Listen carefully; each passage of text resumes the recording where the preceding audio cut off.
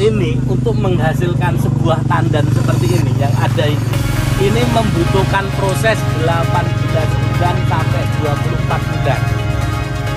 Jadi jangan dibilang nanti Bapak tandan ini lahir itu begitu Bapak kasih pupuk 3 bulan langsung jadi.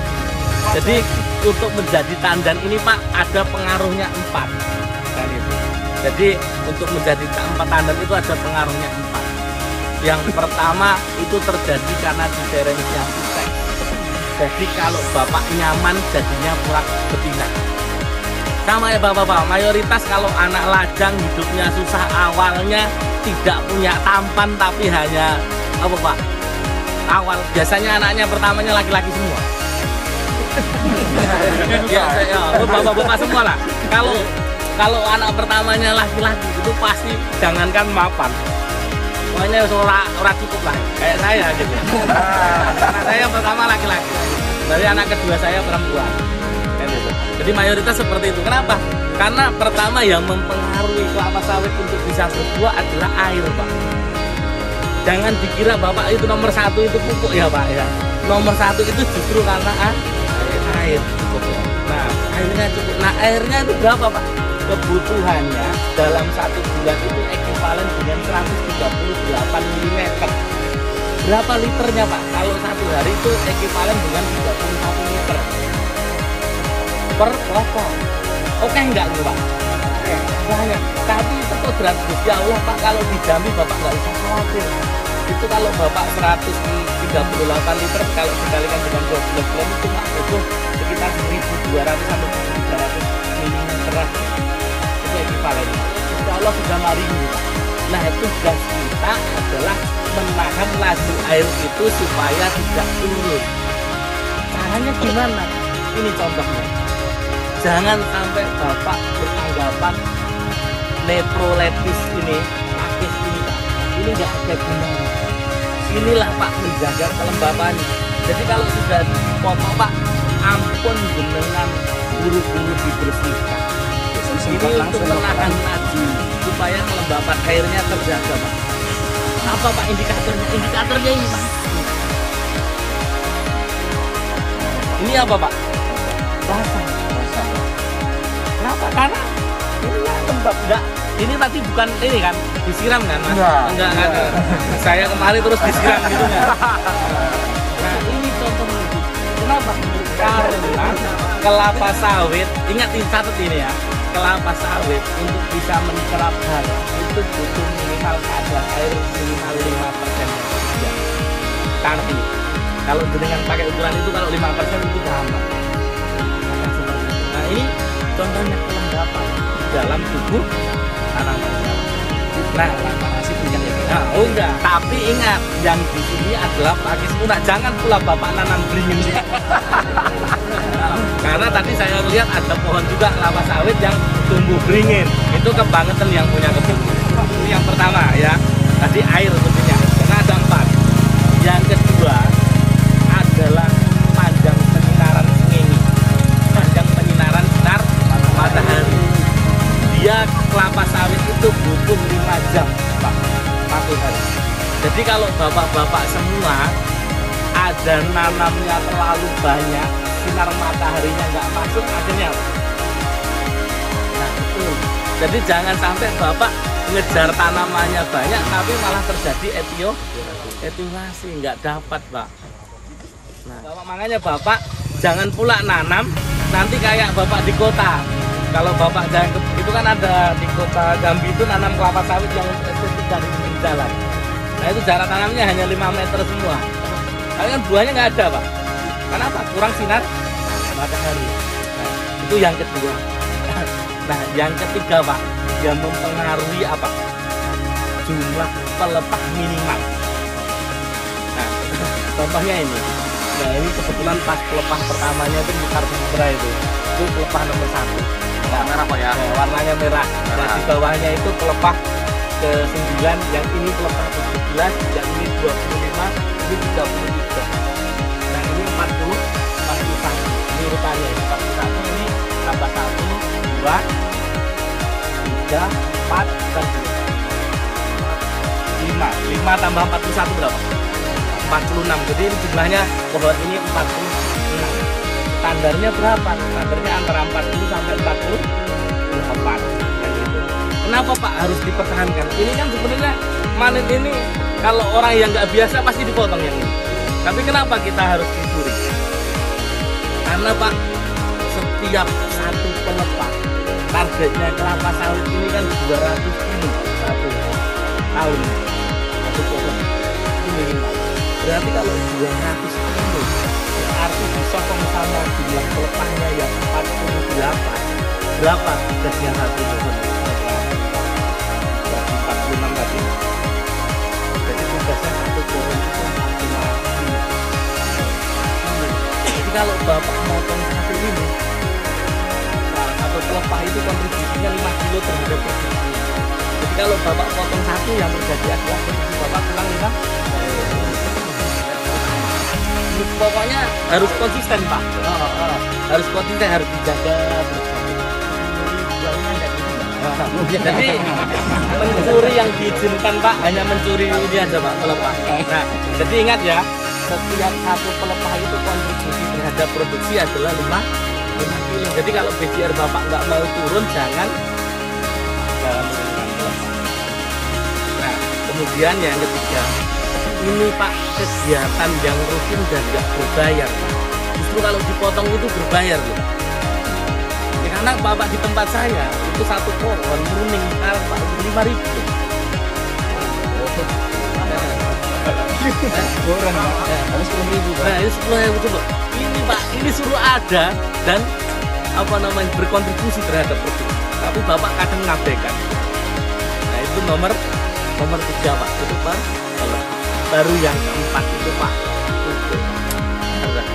Jadi Bapak kadang-kadang pupuknya dijadikan nomor 1, mengabaikan jumlah pelepah. Ya kalau pelepahnya Bapak sisain 40, yang 8 Bapak tugasi ke pupuk, banyak juga itu. Nah nanti kalau yang itu kita karena perlu hitung-hitungan jadi ada di papan tulis ya. Tapi intinya 3 hal yang sudah saya sampaikan. Pertama adalah air, yang kedua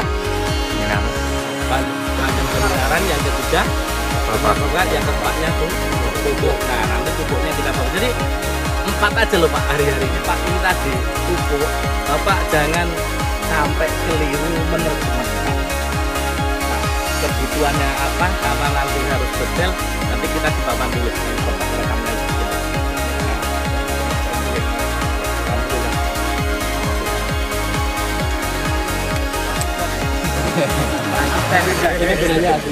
Nah, jadi keempat. Jadi yang saya sampaikan di sini baru 2 poin. Pertama adalah komponen produksi meliputi 3 hal. Yang pertama populasi, yang kedua tandan per pokok per tahun, yang ketiganya BCR. Nah, populasi tandan per pokok per tahun dipengaruhi oleh 4 hal, kan gitu. Yang keempat hal itu yang pertama adalah air, yang kedua nomor 3 yang keempatnya alhamdulillah Pak 5 menit tapi sudah bermanfaat kan gitu. Nah yang terakhir adalah berat dan jam rata-rata. Nah BCR ini ukuran tandan ini misalkan ditimbang yang lalu sama Bang Sunjana tahun lalu, saya kemarin ini bobotnya 10 kilo Pak. Kemudian sekarang ini kami kemari bobotnya tinggal 9 kilo. Nah apa yang terjadi hal di situ? Analisa apa yang bisa Bapak buktikan kenapa BCR-nya turun? Tidak lagi. Nah, ternyata air selain mempengaruhi dari jumlah tandannya juga mempengaruhi BCR-nya. Nah, periode Juli, Agustus, September kita kemarau. Tentunya proses pengisian minyaknya berhenti, berhambat. Karena nggak ada air. Seperti itu. Nah, begitu nggak terisi air, akhirnya ukuran tandannya mengecil. Sebenarnya yang mengecil itu jumlah brondolannya atau jumlah butirnya. Jadi ukuran brondolannya yang semakin tipis. Nah itu juga dipengaruhi oleh air. Ini 3 komponen utama. Nah sekarang sudah Bapak ketahui semua ternyata BCR dipengaruhi sama juga air. Yang keduanya apa? Serangga penyerbu. Namanya Eladobius cameron nicus. Nah itu jumlahnya minimal 1 hari dalam 136 pokok itu harus ada 3 bunga jantan yang antosiklase dan tepat. Nah, ketika tidak ada itu Pak, maka tidak ada yang tukang juru menyerbuki. Makanya Bapak ketika ada serangan ulat api, kamu jangan mudah sekali langsung semuanya disemprot. Kenapa? Karena bisa mematikan serangga penyerbu. Hanya kudu hati-hati. Siapa tahu dengan pengendalian hayati maka bisa terkendali. Nah, ojo kedua. Nah, ini yang harus Bapak sama-sama Bapak paham. Karena apa? Pak, masih banyak ada yang lajang ini.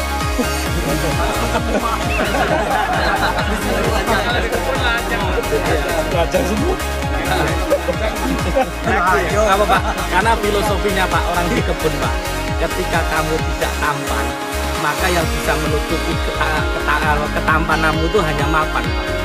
Nah, makanya kalau mau mapan harus tandanya juga Pak banyak. Semakin banyak tandanya, otomatis keuntunganmu akan semakin besar. Karena semakin besar itulah untuk menutupan ketidaktamananmu kan tadi. Karena kalau Bapak datang modal cuma udah kantongnya tipis, ngapeli anaknya orang, ditanya kamu punya kebun nggak Le? Modal saya cuma tamat-tamat, kamu nggak punya, ya nggak mungkin. Kalau ditanya kebun saya Pak sudah yang sudah panen 5 hektar, yang TBM ada 10 hektar Pak. Jangan yang gitu Pak, pasti Pak mertua Bapak itu pun pasti Bapak percaya kalau Bapak bisa untuk menyukupkan anaknya itu pasti udah cukup. Nggak usah lama-lama gitu. Kan seperti itu ya, sama seperti ini karena pengennya misalnya contohnya ini 1, 2, 3, 4, 5 ya 5, jadi calon bapaknya udah 3. Nah ini tabungan sampai semester 1 ke depan udah oke semua, tinggal tugas kita. Nah ini tugas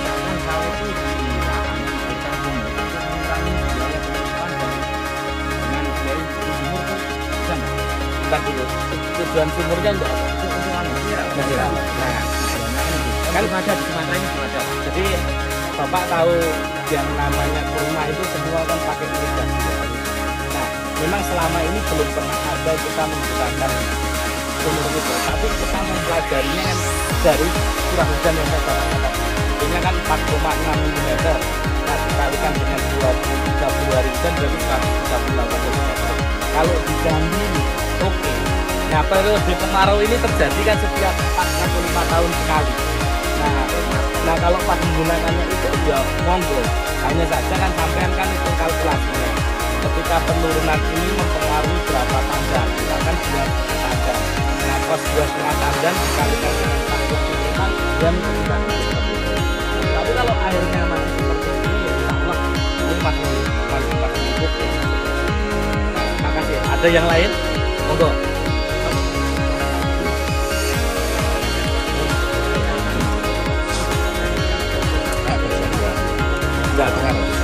Ini apa Mas? Ya, tembus dia. Jadi seperti ini, namanya kelapa sawit itu bisa menyuplai makanan itu dari translokasi, namanya petugas floem. Ada namanya untuk diserap hara itu pakai silen, kemudian untuk membagi haranya pakai floem. Nah, silen sama floem itu berada di pelepah. Jadi kalau sampean melukai juga akan ada yang terluka. Ya. Nah kalau batangnya kan dia kan hanya melukai sedikit ya. Makanya itu harus perlu hati-hati ya. Karena apa? Kelapa sawit itu adalah tanaman serabut. Jadi kalau kita bekasi meluka dia tidak bisa nyembuh kayak tanaman-tanaman yang punya kambium. Nah jadi kalau udah luka dia tidak ada. Ya stres, semuanya stres. Jadi kalau semua stres Mas jadinya kelapa sawit jadinya bunga apa? Jadi kita sampai jantan. Makanya sampean kalau stres jadi kalau jauh jadinya juga lagi. Karena pemanennya Mas. Tuh. Jadi intinya apa Mas? Intinya begitu kita kena ke kelapa sawitnya kita jangan sampai melukai batangnya. Ketika luka ya seminimal mungkin timbulnya. Hanya kan ini adalah tanaman. Tanaman itu tidak pernah seperti sampai kaget ya mungkin nggak dirasa. Sampai kalian kena kena duri, kena apa gitu. Oh mungkin ini nggak terlalu lama, lebih pedih lagi kalau bisa diputuskan cinta kan gitu. Seperti itu. Seperti ini ya tuh Pak. Oh ya, ini pemahaman. Jadi perlu diluruskan ya. 19, 17, 25, 33 seyogyanya. Ini kan pas ini. Nah, ini kan buahnya kan apa namanya? Nonggo ke sebelahnya. Ketika ini pahami dulu. Ini kelapa sawit. Ini kan kalau lihat kelapa sawit itu susunan pelepah itu dinamakan namanya filotaksis. Nah, filotaksis itu diawali dengan arah spiral pelepahnya. Jadi melihat spiral jangan dari atas. Lihat spiral adalah dari bawah. Jadi kalau seperti ini spiral kanan atau spiral kiri? Jadi, nah spiral kiri sama spiral kanan. Nah, lihat dari spiral. Walaupun bapak-bapak pasti lebih suka yang pakai spiral kan gitu. Karena bisa jadi Pak. Spiral nggak jadi Pak. Nah, kelapa sawit itu bunga kuncupnya itu, kuncup itu ini kayak ini antesis. Ini kan tadi kan 1, 9, 17 kan. Nah, kuncupnya itu di 17. Kuncup itu masih buah dompet kecil. Nah, dia matang pelepahnya ini di pelepah 19 antesis. Nah, dia mulai antesis sampai dengan matang panen itu terakhir di pelepah 33. Nah, ini kebetulan ini udah keambil. Nah, itu yang namanya songgo 0. Pelepah 32, 33, 33 itu langsung songgo 0. Nah, songgo 1 adalah itu kan matang panen 33. Berarti songgo 1 adalah ada buah matang panen, di bawahnya ada lagi 1. Ini kayak gini, ini nyonggonya 1, berarti ini adalah songgo 1. Nah, yang ini adalah songgo 2. Ini kan nomor 2-nya kan gitu. Nah, baru yang ini nomornya songgo 3. Nah, karena kebijakan di sini yang di Bang Sujana ini saya yakin yang penting pelepahnya cukup, bukan estetika. Mungkin cara mandang kalau orang lain lihat ini jengki. Karena satunya yang di sebelah kiri sama kanan songgo 3, di sininya songgo 1. Kan gitu. Tetapi tujuan happy endingnya adalah jumlah pelepah tersedia. Kan 46. Silakan, nggak ada masalah. Nah, tetapi intinya jangan sampai salah menerjemahkan songgo 0 itu adalah buah matang panen di songgo buahnya, itulah songgo 0. Jadi pelepah 33 itu songgo 0. Songgo 1-nya berarti 33 tambah 8 berapa? 41. Nah, songgo 2-nya berapa? 49. Songgo 3-nya berapa? 56 atau 57 lah ya. Nah, itulah sebenarnya. Jadi mohon dipahami sekarang, istilah songgonya boleh digunakan, tapi tujuan happy endingnya adalah jumlah ketersediaan pelepah yang ada di pokok adalah standar minimal. Karena matang panennya di secara normal ada di pelepah 33, matang 100 1 liter lagi ya. Sama ini persepsinya bapak-bapak semua. Pak, umur tanaman saya udah 25 tahun Pak. Iya Pakmu, Bapak ngomong nginang ini sepenting buahnya itu turunnya seneng. Nah, berbeda dengan itu. Ketika tanamannya memang sudah susah panennya, maka saat terbaiknya adalah bukan lagi membahas Bapak berapa jumlah ketersediaan pelepah yang ada di pohon, tapi buah yang sudah matang harus terevakuasi. Jangan pula nanti istri Bapak protes sama saya, gara-gara mengikuti songgo Bapak, akhirnya buah di ladang nggak usah dipanen Pak. Nah, wong panen itu tujuannya kan untuk produksi. Jangan sampai produksinya dinamorduakan gara-gara untuk jaga pelepah. Ini berbeda lagi Pak, kan gitu. Jadi ada Pak, buat tinggal dipanen saya hitung Pak masih 48 Pak. Karena gara-gara Pakmu instruksi pelepah yang terjaga harus 40 sampai 48. Enggak seperti itu. Ketika memang kondisi di lapangan tidak menyesuaikan, silahkan jengki pun nggak apa-apa. Sebelah sini sampai 30 turun buah, turun pelepah, tapi di kanan kiri karena nggak ada buahnya agak turun sedikit, nggak ada masalah.